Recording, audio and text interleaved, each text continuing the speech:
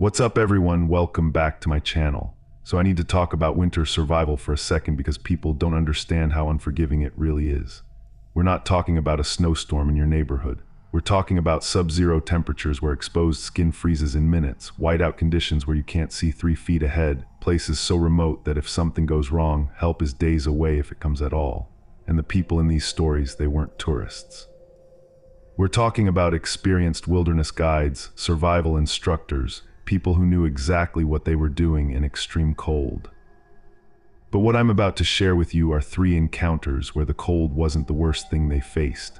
A guide in Alaska who led a group into the backcountry and discovered why locals avoid certain winter territories. A survival instructor in Colorado who was testing gear in a blizzard and found something that's been living in those mountains through every winter for generations. And a trapper in Canada who went to check his trapline and learned that some things don't hibernate, they hunt when everything else is hiding from the cold. Some names and locations have been changed because these are dangerous environments and we're not encouraging anyone to go looking.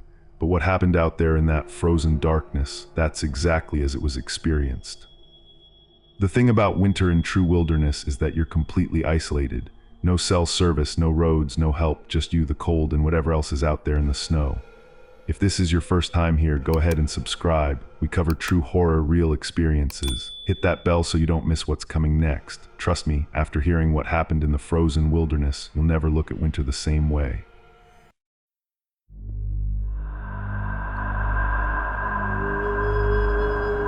This happened in February 2020.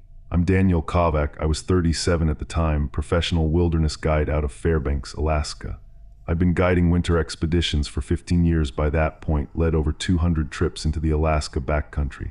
I had certifications in Arctic survival, EMT training, knew how to handle extreme cold and emergency situations. This wasn't a hobby, this was my profession. I understood winter in Alaska, respected it, knew how to keep people alive in conditions that would kill you in minutes if you made mistakes. I was leading a 5-day winter camping expedition for 4 clients, 2 couples from the lower 48. They were experienced winter campers but wanted the Alaska experience. We were heading to a remote area about 80 miles north of Fairbanks, Brooks Range foothills. We traveled by snowmobile pulling supply sleds, following trails I'd used dozens of times. Temperature forecast was -20 to -35 degrees, completely manageable for a properly prepared group. These clients had trained, had the right gear, knew what they were getting into. First 2 days went perfectly. Beautiful northern lights, clear weather, everyone excited and handling the cold well. Morning of day 3, I woke up before the clients to start breaking camp. That's when I noticed tracks around our campsite. Large tracks made during the night while we were sleeping. At first I thought maybe another group had passed by, but the pattern was wrong. These tracks circled our entire camp, approaching within maybe 20 feet of the tents, but never entering. I've been tracking in Alaska my whole life. I know every animal we have. These weren't from any known wildlife. The stride length suggested something walking on 2 legs, something over 7 feet tall based on the spacing. And they were bare feet or minimal covering, which was impossible in degree weather. I tried to downplay it to the clients, said they were probably weird snow patterns. But one of them, Mike, was a hunter and tracker from Montana. He looked at those prints and said, "Dan, those are footprints, human-shaped but way too big." The group wanted to turn back. I assured them it was probably nothing, just an anomaly. But I agreed to modify our route, stay in more open terrain away from the tree lines where we'd be more exposed but could see what was coming.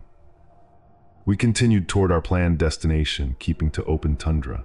Around 2 p.m., which is already twilight in February, Alaska, I noticed something behind us, maybe a quarter mile back, something large moving and using the terrain to stay partially hidden. Through binoculars, I could see a dark shape moving on 2 legs. When we stopped, it stopped. When we moved, it moved, maintaining the exact same distance, never coming closer, never falling behind. We were being followed by something that was matching our pace deliberately.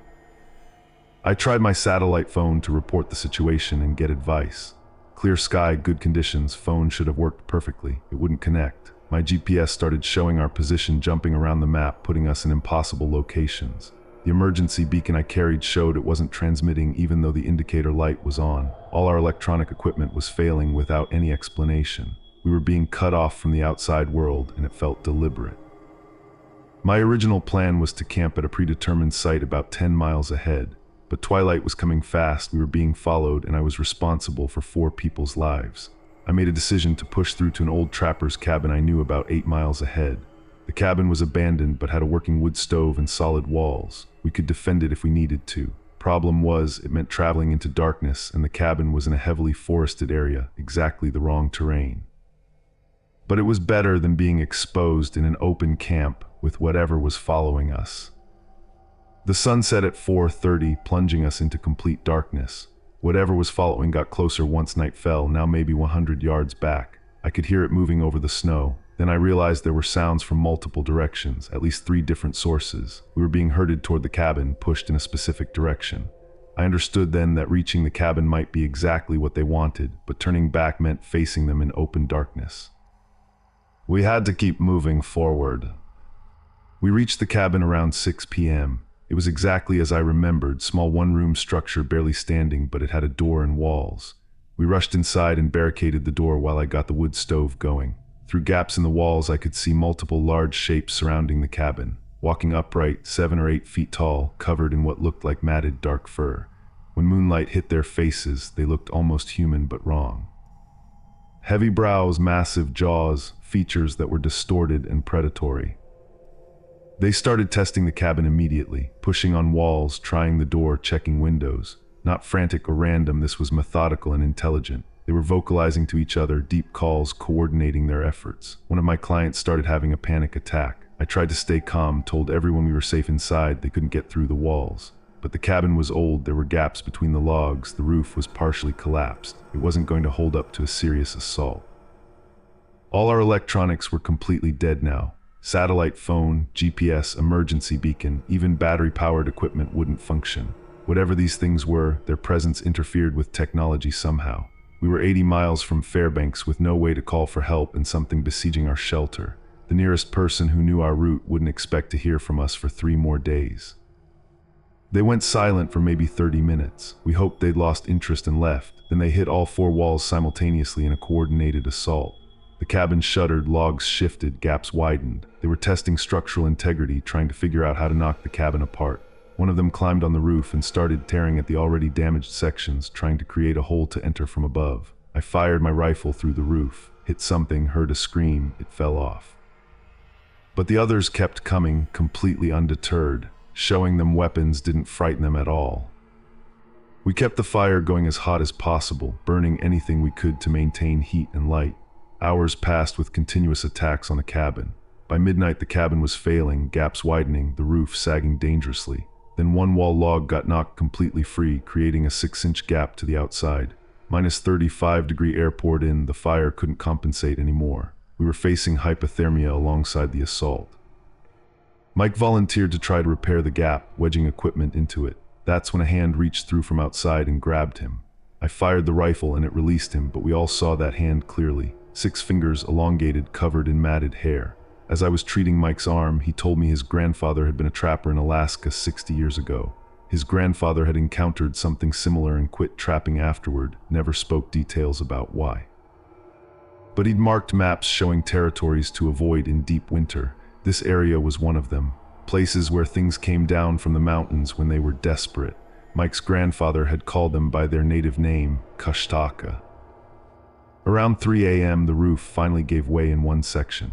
Snow and freezing air poured through a large hole. 2 of them tried to enter through the breach simultaneously. We fought them back with burning logs from the fire, anything we could use as weapons. One made it halfway inside before we drove it back. Everyone saw its face clearly in the firelight. Human features stretched and distorted, too large, eyes that showed intelligence and hunger. The cabin was no longer defensible. We had maybe an hour before it collapsed completely.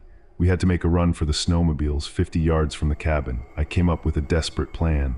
We'd set spare fuel on fire on the north side of the cabin to create a diversion. When they investigated the explosion, we'd run for the snowmobiles on the south side. High risk, but staying meant certain death.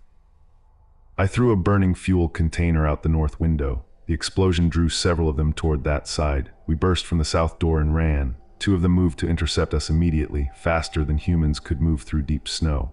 Mike and I fired our rifles while running, didn't stop to see if we hit anything. We reached the snowmobiles, but the engines wouldn't start. Too cold, or maybe they'd been sabotaged.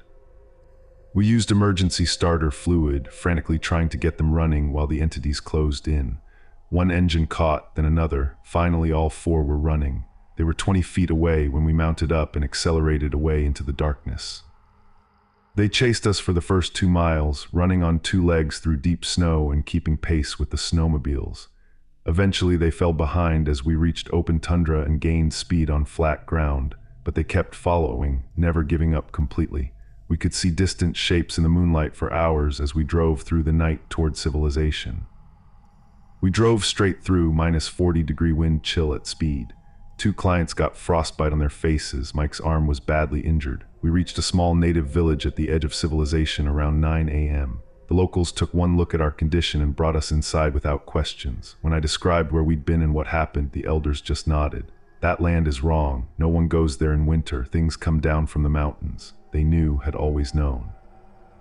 Search and rescue went back to retrieve our gear. They found the cabin exactly as we described it, damaged and breached. But there were no tracks around it. Fresh snow had covered everything. No physical evidence besides the damaged structure.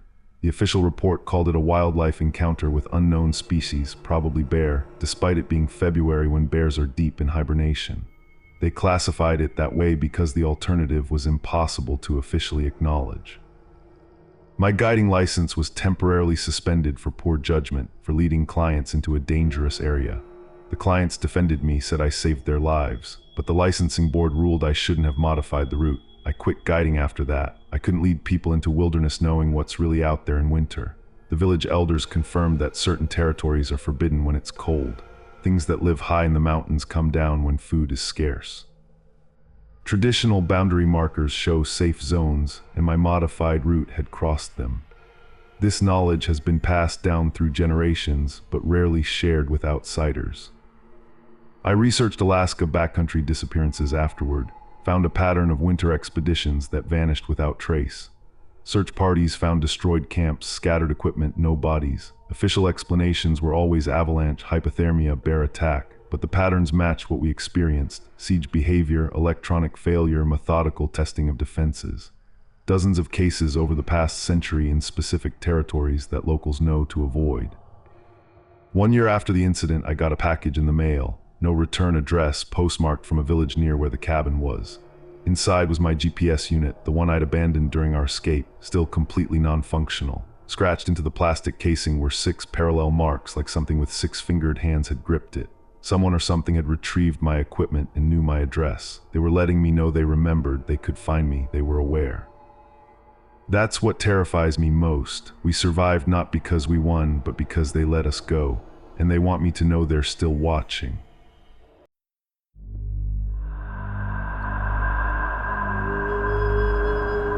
This one happened in January 2021. I'm Sarah Hendricks. I was 32 then, professional wilderness survival instructor out of Boulder, Colorado. I'd been teaching winter survival for 10 years, worked for a major outdoor equipment company testing gear in extreme conditions. I had winter survival specialist certification, spent months of my life solo camping in brutal weather.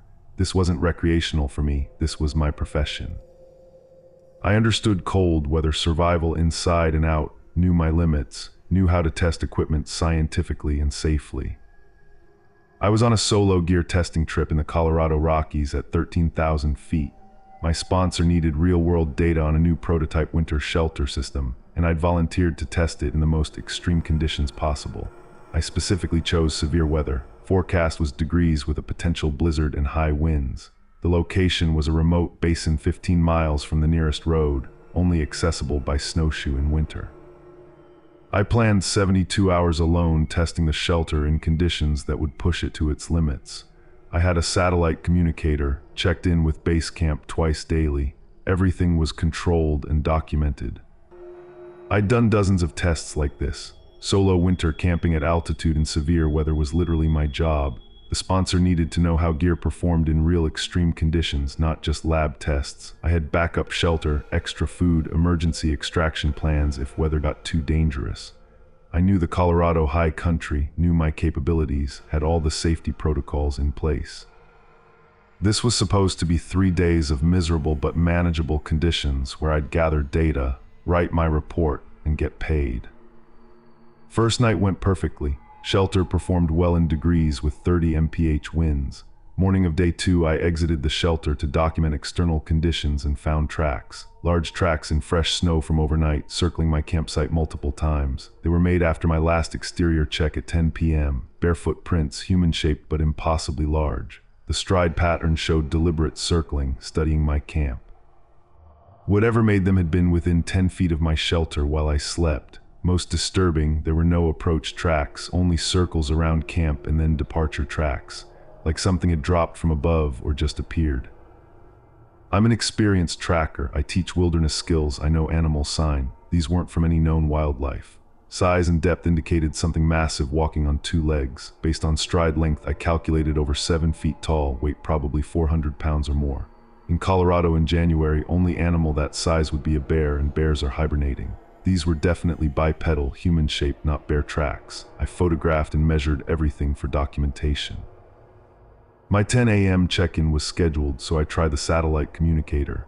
Device showed full battery, clear sky, perfect conditions for satellite connection, but messages wouldn't send, just kept showing no connection despite everything being optimal. I tried the emergency SOS function, same failure. My backup radio also wouldn't transmit, only static. All my communication equipment was failing without any technical explanation. I was cut off at 13,000 feet with something that had circled my camp during the night. Through the afternoon, I kept feeling watched. I'd catch movement in peripheral vision near rock formations half a mile away, something large near the rocks, but when I looked directly, nothing was visible, just barren alpine landscape. The feeling of being observed was overwhelming. Every professional instinct I had was screaming danger. I tried to continue the gear test but couldn't focus. I started documenting this as part of my report because something was clearly happening. The forecast blizzard arrived at 4 p.m., earlier than predicted. Visibility dropped to near zero in minutes, wind increased to 50 mph gusts, temperature plummeted to -20 and kept dropping. I secured myself in the shelter following proper storm protocols. I could hear wind battering the tent, but also other sounds. Heavy footsteps in snow nearby, something moving around my shelter during whiteout conditions. Then something pushed against the shelter wall from outside. Not wind, a deliberate hard push, testing the structure. Then silence, then another push on a different wall. This went on for an hour, systematic testing from all sides. I called out, "Hello, who's there?" The response was a deep vocalization, not quite human, echoing through the storm. Whatever was outside wasn't human, and it wasn't leaving. The testing pushes got harder, shelter fabric strained under the pressure. I realized it was learning the shelter's weak points, analyzing it methodically. This wasn't animal behavior, this was intelligent problem solving. I grabbed my ice axe, the only weapon I had. If the shelter tore in -20-degree blizzard conditions, I'd have maybe 10 minutes before hypothermia set in. It started circling the shelter, pushing rhythmically on different sections. I could track its movement by sound and pressure points. It was moving faster than any human could in deep snow and whiteout, completely at home in conditions that would kill a person in minutes. Between pushes, I could hear its breathing, slow and deep and patient. This was a predator that had all night, and the storm was getting worse. Around 8 p.m. I heard vocalizations, series of calls echoing through the whiteout. They were answered by similar calls from multiple directions. With horror, I realized there were at least 3 of them surrounding my position, coordinating with each other. What started as a controlled gear test was now a survival situation. My extraction team wouldn't come until I missed 2 consecutive check-ins. Earliest they could reach me was 24 hours from now, and that was if weather allowed helicopter access. I had to survive a siege in degrees with multiple entities actively trying to breach my shelter. Around midnight, a sustained wind gust combined with a hard push from outside tore a stake loose. One corner of the shelter collapsed, creating a 2-foot gap to the outside. Blizzard immediately invaded, snow and wind and -25-degree air. I fought to resecure the corner while exposed to the elements. In my headlamp beam through the blowing snow, I saw it clearly. 8 feet tall, covered in white matted fur, face that was almost human but stretched wrong. Massive hands with elongated fingers reaching toward the gap. Eyes reflecting my headlamp with yellow-green shine. I swung my ice axe at the reaching hand and connected. It pulled back with a roar that cut through the storm. I used spare tent poles to reinforce the damaged section, but hands kept reaching through gaps, trying to grab me or widen the breach. I fought them back with the ice axe, used my camp stove as an improvised torch to keep them away. They were trying to grab me and pull me outside. Being dragged into a -25-degree blizzard in my base layers would mean death in minutes. As I fought through the night, I remembered stories. Colorado has a century of legends about mountain giants. Native tribes spoke of them. Miners reported encounters with huge white-furred beings in winter, usually dismissed as altitude sickness or hypothermia hallucinations. But the details were consistent across centuries: massive size, white fur, winter activity, intelligent hunting behavior. I was experiencing exactly what had been reported for generations. By 4 a.m., my shelter was failing in multiple places. I'd patched 3 separate breaches, but was running out of materials and energy. My hands were borderline frostbitten from repeated exposure during repairs. Temperature inside the shelter had dropped to near freezing as wind penetrated the gaps. Hypothermia was becoming as real a threat as the siege. I had to make a decision: stay and freeze when the shelter collapsed, or try to build a backup shelter outside. I decided I had to try for a snow cave before I was too weak. I put on every layer I had, grabbed my ice axe and shovel. I opened the shelter and immediately started digging into a snowdrift beside rocks. The entities were on me within seconds, 3 of them converging. I swung the axe wildly while digging one-handed, screaming. They tested my defenses but didn't commit to full attack, still being cautious. I got a snow cave barely large enough to fit into, maybe 6 minutes of desperate digging. I dove inside as one lunged for me, felt a massive hand grab my boot. I kicked free and pulled my emergency bivy sack closed over the entrance. I heard them outside scraping and pushing, trying to dig into the cave, but the snow was compacted and ice-crusted from wind, too hard to dig through quickly. I'd bought myself time but was trapped in a space barely bigger than a coffin. I spent the next 6 hours in that snow cave curled in the bivy. Could hear them outside the entire time, digging and testing and calling to each other. Couldn't sleep despite exhaustion, the terror and cold keeping me alert. My hands and feet were going numb despite every layer I had. Early frostbite was setting in. Around 11 a.m., I realized the sounds outside had stopped. The wind was decreasing, storm was passing. I carefully opened the bivy and peered out. They were gone, retreated when the storm cleared and daylight strengthened. But the area around my cave showed massive disturbance. Tracks everywhere, excavation attempts at the cave entrance. They'd spent the entire night trying to dig me out. I activated my emergency beacon, which suddenly worked again. Helicopter arrived 3 hours later when weather cleared enough. The crew found me in severe hypothermia with stage 2 frostbite on my fingers and toes. The pilot radioed, "What happened up here looks like a war zone." Surrounding area showed massive tracks, destroyed shelter, signs of prolonged struggle. I was too cold and exhausted to explain during the flight. I was hospitalized for a week with hypothermia, frostbite, exhaustion. Lost the tips of 3 fingers and 4 toes to frostbite. My cameras documented everything: photos of tracks, video of the shelter siege, audio of the vocalizations.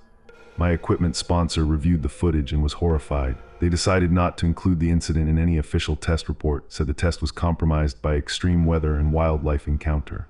The footage was locked away, never released. I couldn't work in winter survival instruction anymore. The PTSD made cold weather triggering. I'd have panic attacks in snow. Lost the career I'd built over a decade. Moved to Southern California, work in marine outdoor education now. Won't go near mountains in winter, can't handle it. Those 72 hours changed who I am fundamentally. I spent a year researching Colorado mountain encounters. Found consistent reports dating back to the 1800s. Trappers, miners, hikers, climbers, all describing the same things. Always in winter, always above treeline, always intelligent hunting behavior. Native accounts from centuries ago warning about winter giants in high peaks. Modern reports dismissed as altitude sickness or hypothermia hallucinations, but the details stay consistent. Most of my colleagues dismissed my experience as hypothermia-induced hallucination. They said I was in -30-degree whiteout for 24 hours. Of course I saw things, but my damaged fingers and toes are real. The documented footage is real. The siege happened whether people believe it or not. The basin where I camped is now marked closed winter avalanche danger, but the true reason is different. Forest Service unofficially knows about them, has similar closures across multiple alpine areas in Colorado. Local guides know which zones to avoid in winter, but the information stays informal. 2 years ago I received a package, postmarked from a small Colorado mountain town. Inside was my ice axe, the one I'd used to defend myself and abandoned during helicopter extraction. Scratched into the metal handle were 6 parallel marks, deep gouges like something with massive claws had gripped it. No note, no explanation. Someone or something retrieved it from 13,000 feet and found my new address in California. They wanted me to know they remembered, they tracked me, they could reach me. I keep the axe in storage, can't have it in my home. Sometimes I wake up thinking I hear wind and footsteps outside, even though I'm at sea level in warm weather. I know I survived because when the storm cleared and daylight came, they chose to retreat, but they could have kept digging, could have waited me out. I'm alive because they decided to let me live, and that's more terrifying than if they'd been mindless animals.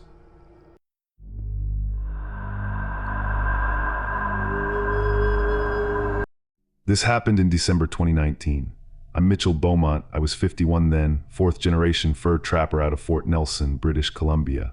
I'd been running traplines for 35 years by that point, my father for 40 years before me, my grandfather for 50 years before him.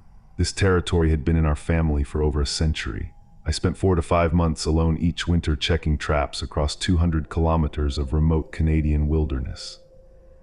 I knew every lake, every ridgeline, every stand of timber. This was my world. I was comfortable with the isolation and the cold.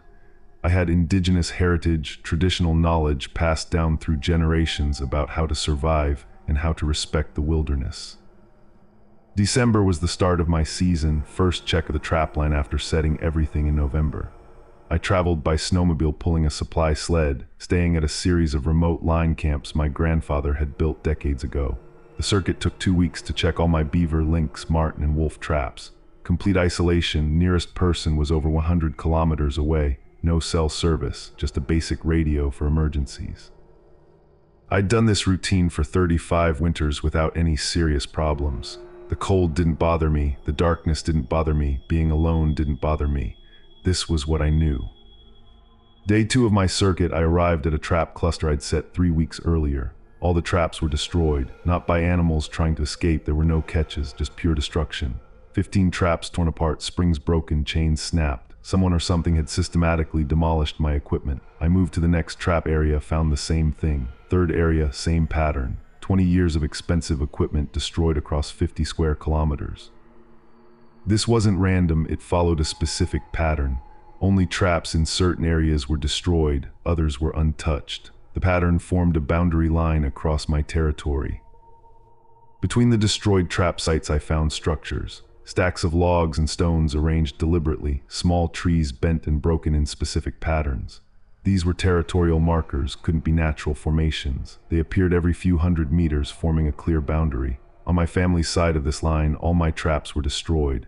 On the other side, my traps were untouched, but had been moved exactly 10 feet outside the boundary. Someone was redrawing territorial lines, claiming part of my trapline as theirs.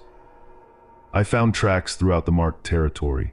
Large bare footprints despite minus 35-degree temperatures, 8 inches wide, strides suggesting something over 8 feet tall. The pattern showed systematic patrol of the new boundary. Whatever made these tracks was enforcing a territorial claim. The tracks approached my line camp location but stopped exactly at a boundary marker, like they knew where I'd be and were showing me the limits. I recognized this from my grandfather's teachings. He told stories about beings the elders called Wendigo, things that lived in the deepest wilderness. They claimed territories and defended them absolutely, would destroy equipment, chase away trappers, kill if necessary. My grandfather had abandoned parts of his trapline when this happened to him in the 1960s. He'd warned certain areas could become forbidden, boundaries could shift. I'd always thought those were just old stories, warnings about respecting the land. Now I was seeing exactly what he described. I had a choice, abandon this territory and lose a month's income plus family heritage going back a century, or continue trapping, challenge the boundary, assert my claim. Traditional wisdom said never challenge Wendigo, always give way. But fur prices were terrible, I couldn't afford to lose prime territory. I had modern weapons, a snowmobile for quick escape, a radio for emergencies. I decided to reset 10 traps just inside the claimed boundary, test their response. Set them at dawn, planned to check at dusk the same day. I returned at 4 p.m., already full dark in December. All 10 traps were destroyed again.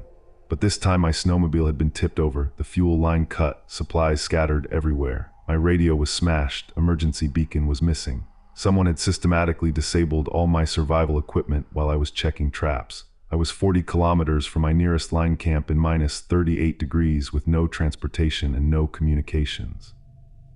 Walking would take 8 to 10 hours through deep snow and darkness, but staying meant freezing to death. I had to walk out. I started walking, following my GPS, which was battery-powered and still working. Within the first kilometer, I knew I wasn't alone. Heavy footsteps in snow behind me, matching my pace, would stop when I stopped, move when I moved, too large and deliberate for any animal. I could hear breathing in the darkness, feel eyes watching. Whatever destroyed my equipment was now following me, controlling where I went.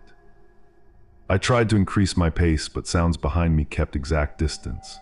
Hours passed, temperature dropped to minus 40, my stamina was failing. Then I started hearing sounds from the sides too, multiple entities pacing me. They were hurting me, controlling my route. I checked my GPS and realized with horror I wasn't being pushed toward my cabin. They were deviating my path, forcing me parallel to where I needed to go, pushing me deeper into wilderness away from safety. I tried to cut back toward the cabin route. The sounds became aggressive immediately, loud vocalizations, pursuit getting closer. Clear warning, stay on their chosen path or face attack. I had no choice but to follow where they wanted me to go. Hours into this forced march, I reached a frozen lake, open ice with no cover, moonlight illuminating the entire surface. I had to cross to reach tree line on the far side. As I started across, I heard ice cracking behind me. Looked back and saw a massive shape at the tree line, easily 9 feet tall, covered in matted fur. It was deliberately stomping, cracking the ice with each impact, trying to drop me into freezing water. I ran across that lake as fast as I could. That's when I saw them on all sides, standing at the tree line around the entire perimeter. 6 or 7 massive shapes, all watching, all waiting. They'd herded me to this exact spot deliberately. This was a demonstration, showing me how easily they could kill me if they chose. They could have broken through the ice, drowned me in water that would stop my heart in seconds. Instead, they let me reach the far shore, then kept forcing me forward. Another 4 hours of walking, completely exhausted, hypothermia setting in. Finally reached a ridge overlooking the valley where my line cabin was located. The entities stopped at the ridge top, didn't descend. I stumbled down to the cabin and collapsed inside, barely conscious from the cold. I'd been forced on a 60-kilometer detour through their territory. They could have killed me 100 times, but chose not to. The message was clear. This territory is ours. You're alive because we permit it. I spent 3 days in that cabin recovering from severe exposure. Heard them outside every night, footsteps and vocalizations surrounding the cabin. They never approached, just watched and waited. I finally decided to attempt the 100-kilometer snowshoe to Fort Nelson rather than wait 3 weeks for my supply plane. It took 5 days, moving only in daylight, camping defensively at night. Every night they surrounded my camp but never attacked, just maintained their presence. They were escorting me out of their territory, making sure I left. The second night I woke to find one standing 10 feet from my tent. Massive, easily 9 feet tall, white fur crusted with ice. The face was almost human but distorted, too long, too wide. Eyes reflected my firelight with intelligence, studying me. It watched for several minutes, then disappeared back into darkness. They were showing me they could reach me anytime, but were choosing not to harm me. Each morning I'd find items from my destroyed sled left at my campsite. My emergency beacon smashed, my radio broken, my flares crushed. They were returning my equipment piece by piece, showing me they could have kept it all, could have let me die. But they wanted me to survive and remember. The final night before reaching Fort Nelson, they were more aggressive, testing my camp perimeter. One approached within 5 feet. I fired my rifle into the air as a warning, not at it. It didn't flinch, just tilted its head and studied me. Then at dawn, they all disappeared. When I reached the edge of Fort Nelson, I looked back at the tree line. All 6 of them were standing there in broad daylight, perfectly visible, standing in a line marking the boundary between wilderness and civilization. They'd escorted me to safety, delivered their message, enforced their territorial claim. Then they turned and vanished into the forest. I reached town in severe condition, frostbite on 8 fingers and both feet, malnutrition, exhaustion. The local clinic treated me and RCMP took my statement. The officers nodded when I described what happened. You went into the wrong territory, Mitchell. The elders have been warning about that area. The Fort Nelson indigenous elders confirmed my experience. That territory had always been Wendigo country. 20 years ago, the boundaries shifted. They expanded their range. Several trappers had encounters. 2 disappeared completely and were never found. I couldn't return to my trapline after that. Lost access to 1/3 of my territory, couldn't make a living without it. After 35 years, I had to sell my remaining trapland rights to a younger trapper who knew to avoid the claimed areas. My family's tradition spanning 4 generations ended because something reclaimed what had always been theirs. I lost tips of 6 fingers and 3 toes to frostbite. At 51, my body was broken from one winter after 35 years of safe trapping. I became an elder advisor afterward, teaching young trappers about boundaries and respect. Worked with indigenous elders to update territorial maps, marking areas where the beings had been seen. The most important lesson I teach: modern equipment and weapons mean nothing against something that controls the territory. Survival depends on respecting rules older than human presence in the region. 3 years after the incident, during a supply run, I found a package at my old cabin. The one I'd abandoned 40 kilometers inside claimed territory. The package was wrapped in birch bark, traditional style. Inside was my grandfather's trapping knife, lost 30 years ago when he died. The blade was polished clean, the handle repaired with new leather. With the knife was a small carved figure, traditional indigenous style, but depicting one of them. A massive humanoid carved from wood. Message was clear. They knew my family history, knew my grandfather. They respected his boundaries, tried to respect mine. But territories shift, wilderness rules change, humans must adapt. They were teaching the same lesson my grandfather tried to teach me. Some lands don't belong to humans, never did, never will. Those who ignore that lesson don't survive. I keep the knife and carving in a place of honor in my home. A reminder that I was allowed to survive, to learn, to pass the knowledge forward. And a reminder that they're still out there, still watching, still controlling territory that was never really ours to claim.